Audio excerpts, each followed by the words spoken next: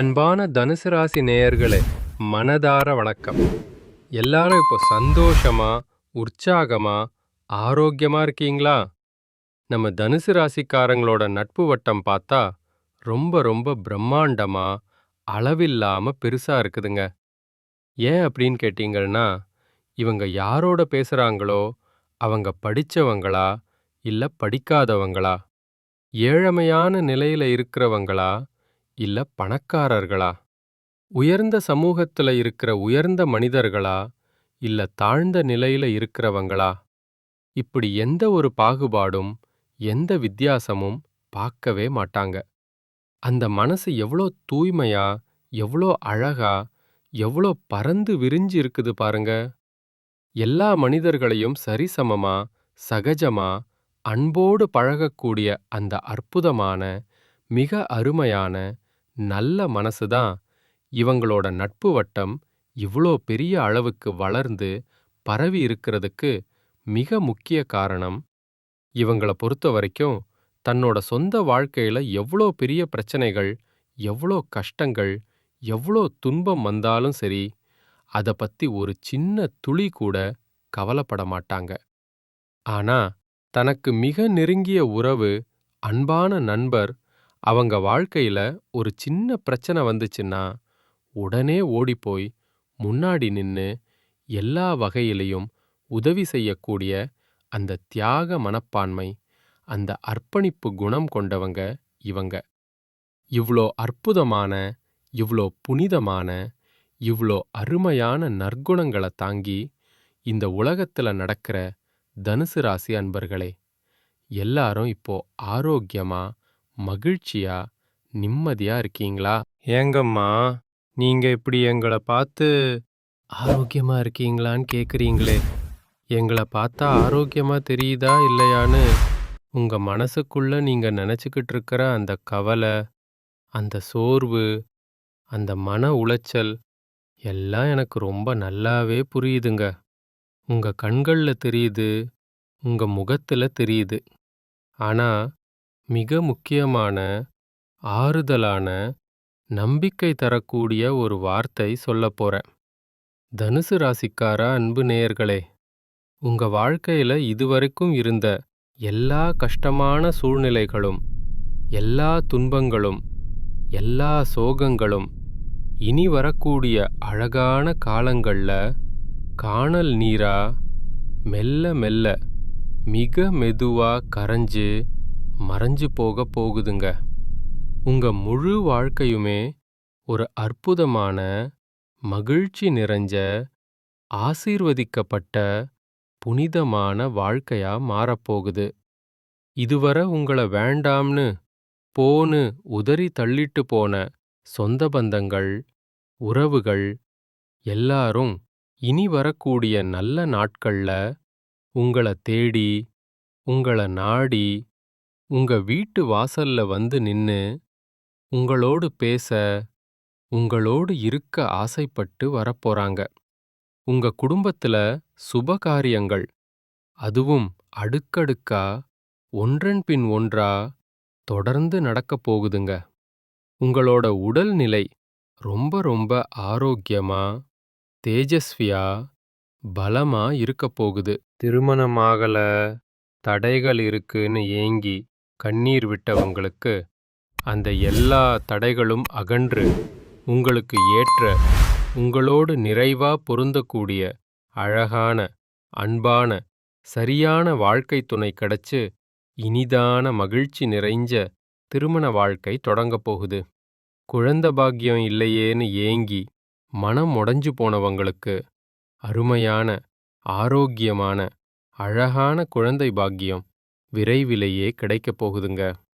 தனுசு ராசி அன்பர்களே, ராகு பகவான் 18 வருஷத்துக்கு அப்புறம் ஒரு அடங்காத மிகப்பெரிய சக்தி வாய்ந்தவரா மாறப்போறார்.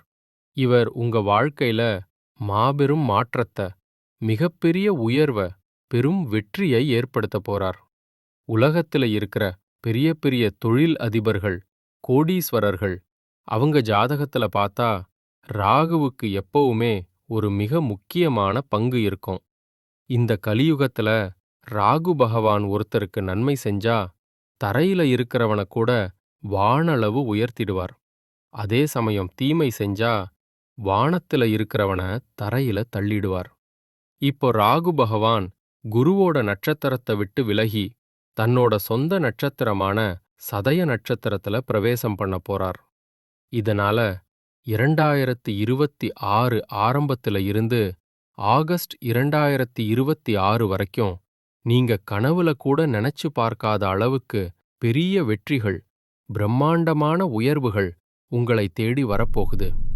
ராகு பகவான் வணிகப் பயணங்கள் மூலமா பல புதிய வெற்றிகளையும் பல புதிய வாய்ப்புகளையும் உங்களுக்கு உருவாக்கி தருவார். 2026 முழுவதும் உங்க வைராகியத்தை, உங்க உழைப்ப, உங்க முயற்சிய எந்த காரணத்தாலும் உடைக்க விட மாட்டார். உங்க இலக்கை அடைய உங்களை தொடர்ந்து தூண்டிக்கிட்டே ஊக்குவிச்சுக்கிட்டே இருப்பார்.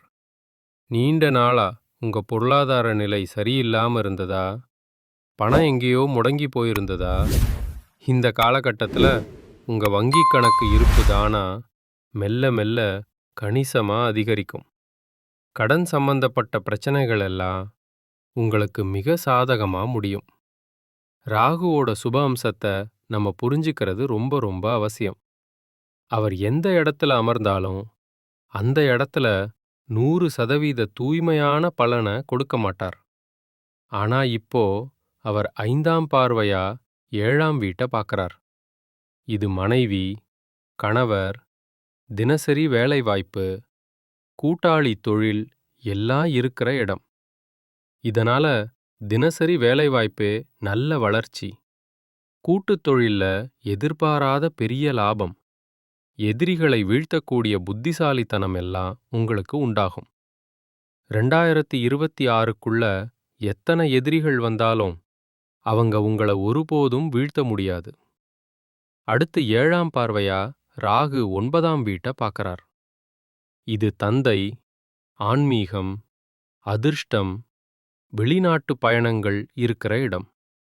இதனால வெளிநாட்டு பயண வாய்ப்பு, குடியுரிமை, உயர்கல்வி, ஏற்றுமதி இறக்குமதி தொழில் யோகங்கள் எல்லாம் அமையும். ராகு 9ஆம் பார்வையா 11ஆம் வீட்டை பார்க்கறார்.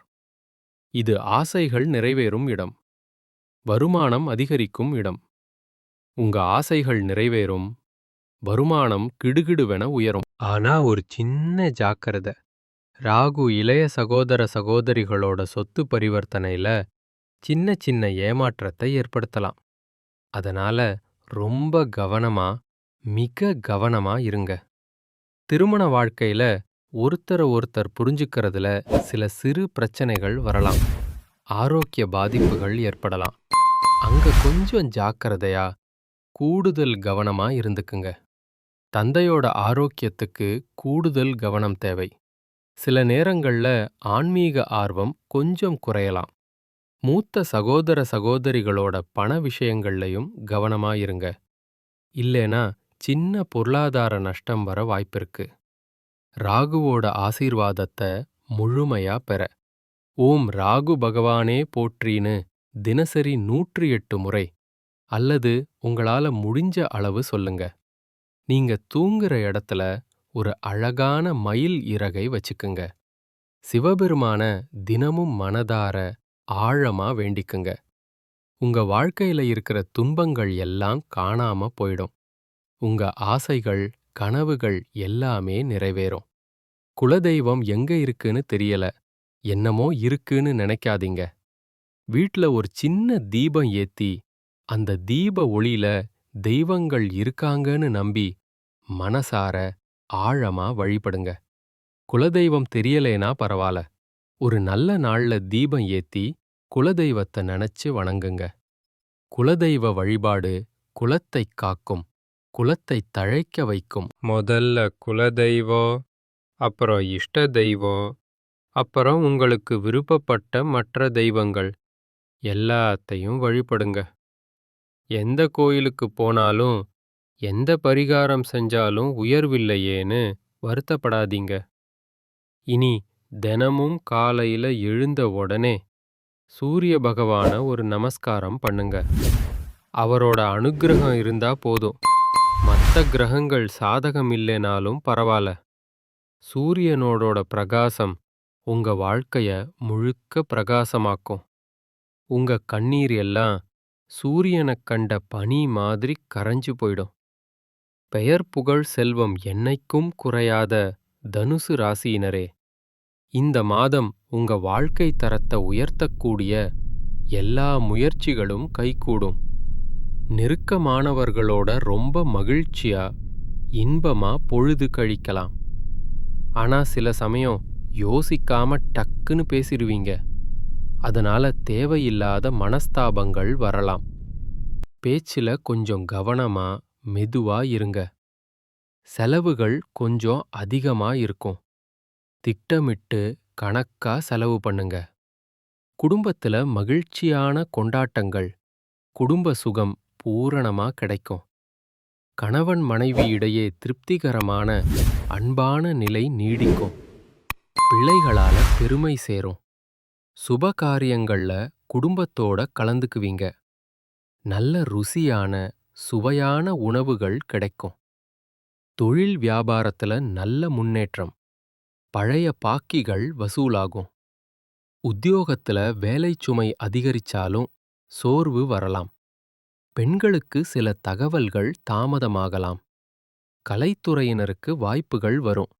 ஆனா போட்டி அதிகம். அரசியல்வாதிகளுக்கு மக்கள் ஆதரவு கிடைக்கும். ஆனா கெடுபிடிகள் அதிகம். மாணானவர்கள் திறமையா படிச்சு முன்னேறுவாங்க. மாணவச் செல்வங்களே, உண்மையான கோடீஸ்வரன் யாருன்னு தெரியுமா? கோடி கோடி பணம் இருக்கிறவங்களா? பிடிச்ச உணவு சாப்பிட்றவங்களா? இல்ல பிடிச்ச உறவுகளோட பேசுறவங்களா? இல்ல யாரு நோய் இல்லாம கவலை இல்லாம நிம்மதியா தூங்குறாங்களோ அவங்களே ஆகச்சிறந்த கோடீஸ்வரங்க.